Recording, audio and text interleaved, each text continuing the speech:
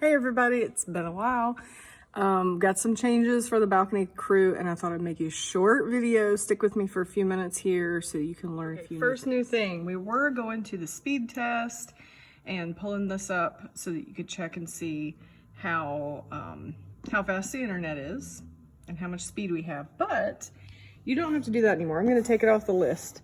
Elijah has given us a little button here. You don't actually have to press the button. It's just going to refresh every 5 minutes.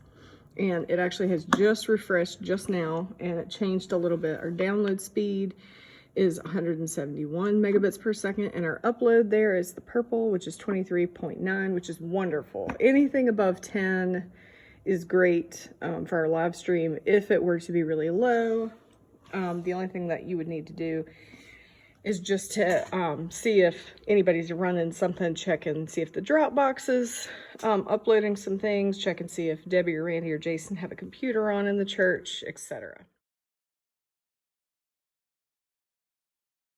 Okay, next, I also want to just point out, I am making a few changes to these sheets, but there are 2 sheets for Sunday morning. This one's the one that you need to follow down just to make sure all the instructions are correct for the stream.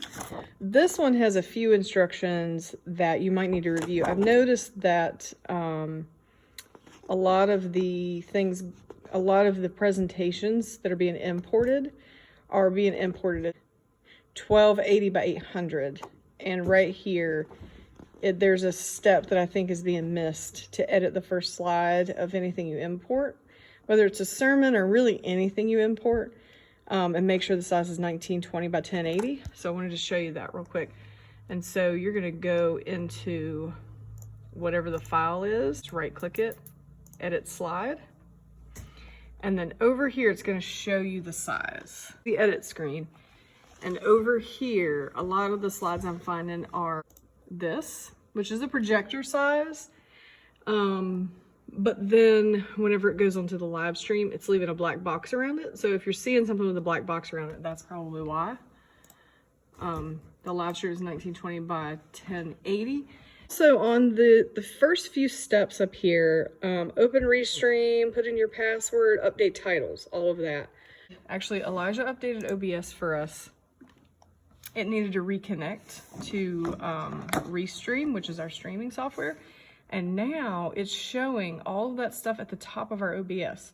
So you can't see it as well as you need to. So when you need to do those steps, which I'm going to leave the steps on there because, you know, in the event that this were to get disconnected somehow, you might need to go to that website.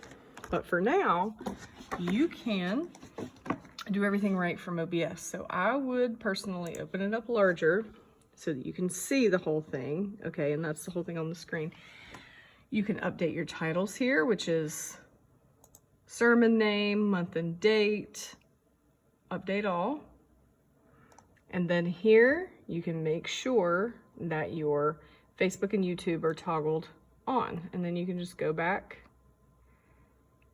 and minimize it again so that it fits in your Pro Presenter screen. Okay, hang on, OBS on top. And then you've got your title updated.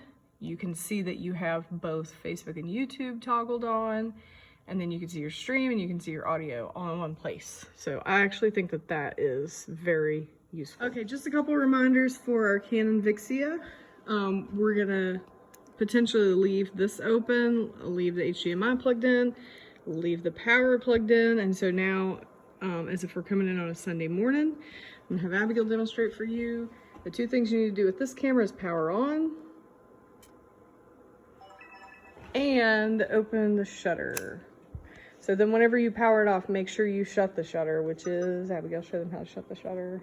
Yeah, I think that's one of the steps that we're missing, just to make sure that the lens on the other side of that doesn't end up with dust. All right, this is our new camera setup. This is the Sony Alpha A6400.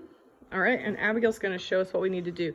So this top monitor here is gonna be where you get to see more detail to make sure that you're zoomed in the right place. And there's some other features there that's gonna help you. These cables over here, I'm gonna get that cleaned up for you a little bit. If not today, I'll do it another day, but I'm gonna make sure there's not a big mess hanging off the side there. But if it's still there tomorrow, just forgive me. All right, so we're gonna turn this monitor on. Go ahead and do that, Abigail. Okay, you see that button? The power button is right here. That's the only one that you need to know. The other ones are not gonna be anything you're gonna mess with. Okay, there's your field monitor.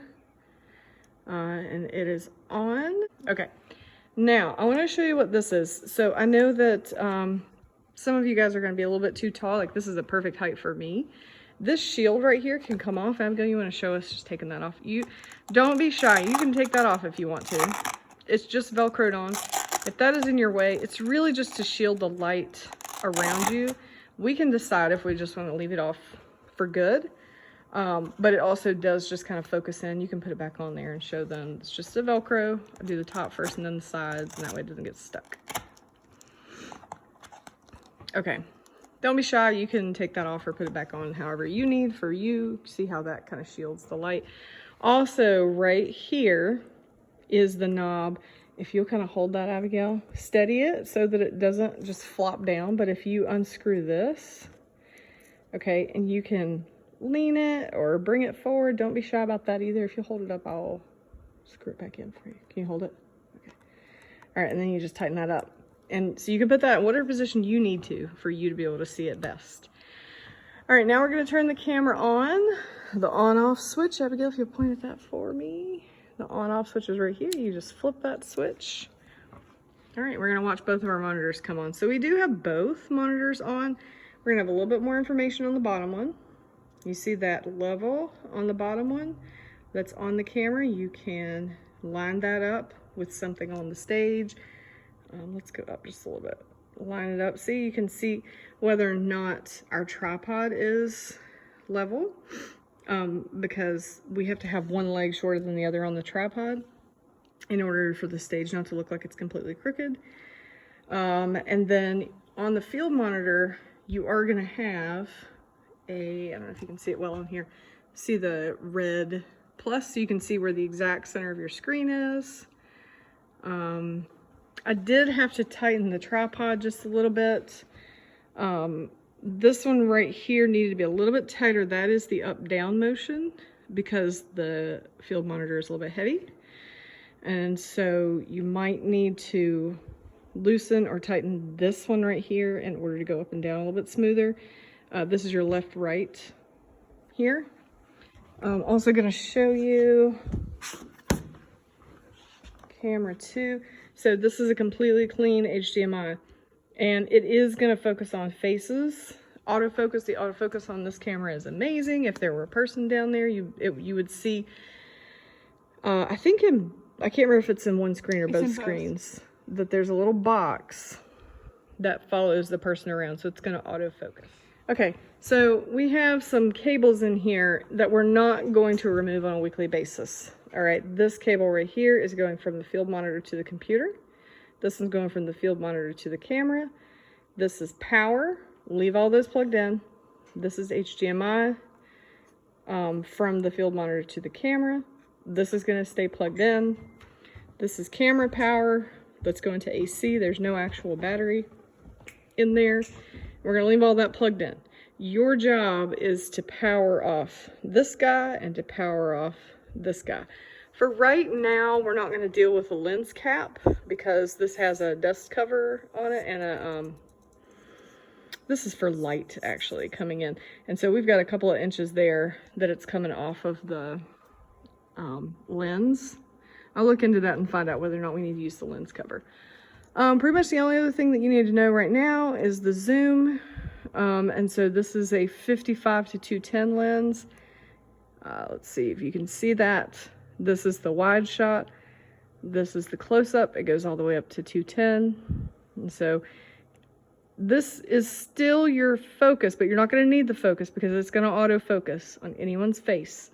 You can also touch the screen. If Jason's up there, but you really wanted to focus on something else, then you can touch on the screen. But if you do that, you're going to have to cancel it with the little X to get it to go back to autofocusing on the person. All right, so let's watch this autofocus work. Abigail has a boxer interface. Whenever she looks up here, it's basically detecting that there's a face. Can you move around just a little bit, Abigail? Okay, and it's gonna follow her.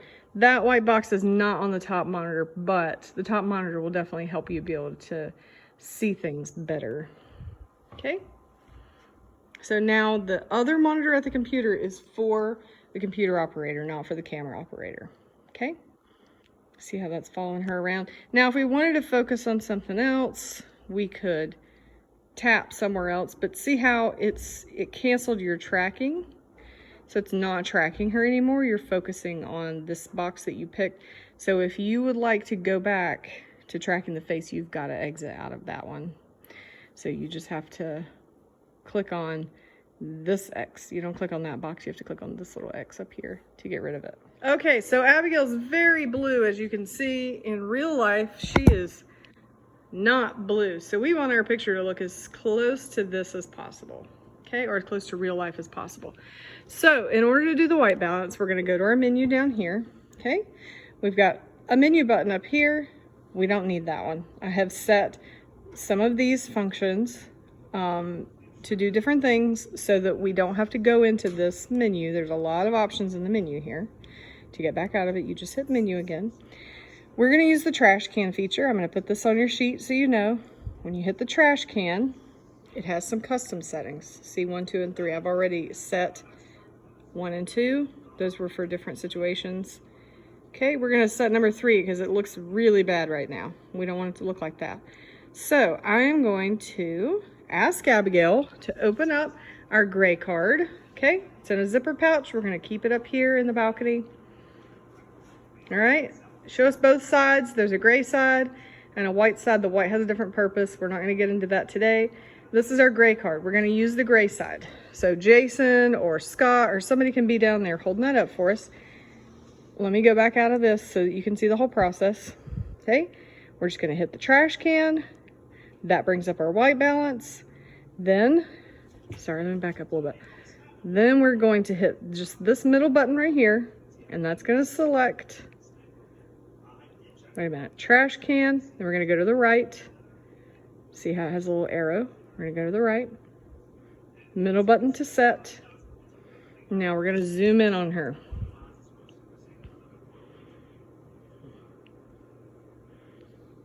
Trying to hold both of these things at the same time. Okay, zoom in all the way as close as you can and get that right in the center. Get as much as you can of it.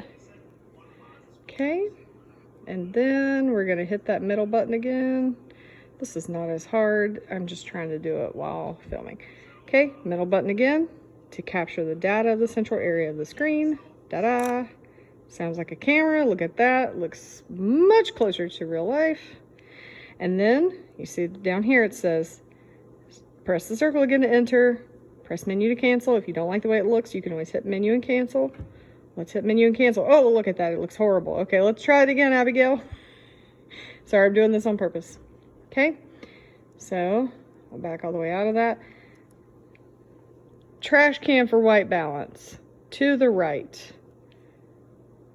Middle button for set. Hold it still, please. Okay, get that centered on there as much as you can. Hit the middle button again. Looks much better. We hit enter. Done. Okay. And that's what it is. I'm just going to show you. Let me zoom out on the organ. Okay, so exposure. If I go down here and add some light to my situation, I haven't turned on a zebra mode. Okay, and so it's not showing up on the live stream. The zebra picture. I'll have the other monitor off. It's really hard to see, but the reason it's really hard to see is because this is way overexposed. There's way too much light in here. Okay, but it's telling you that on this screen. So this is what's going out to the live stream. Over on your camera, you can see how overexposed it is by the zebra stripes. And so I turned that feature on so that you can tell if you have way too much light in there. It's going to show you. And so if I go, what I'm hitting is this down button here. That's your exposure. And you can see here, if you're wanting to, you can hit enter. Enter is right here. If you want to say, okay, set it there, or cancel is the menu button. You see that right there? Okay, it's always going to tell you menu is normally your cancel button. It's going to tell you where to go. And then adjustments are side to side. Okay, so right now I want to take that light back down, and now look how much nicer it looks. And it's hard to see because I'm filming a picture. That's better. See, it's a really clean image now. And if you take the exposure way down, it's just going to get really dark, and that doesn't look great either. Okay, so when it's like this, I've got exposure. I put a little bit extra light on there, 0.7.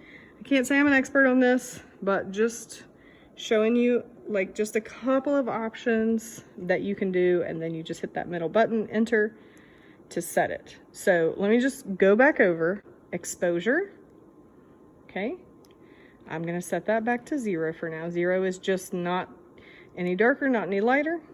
And then you've got your white balance, which is this trash can again. Okay, and we have that set to custom right now.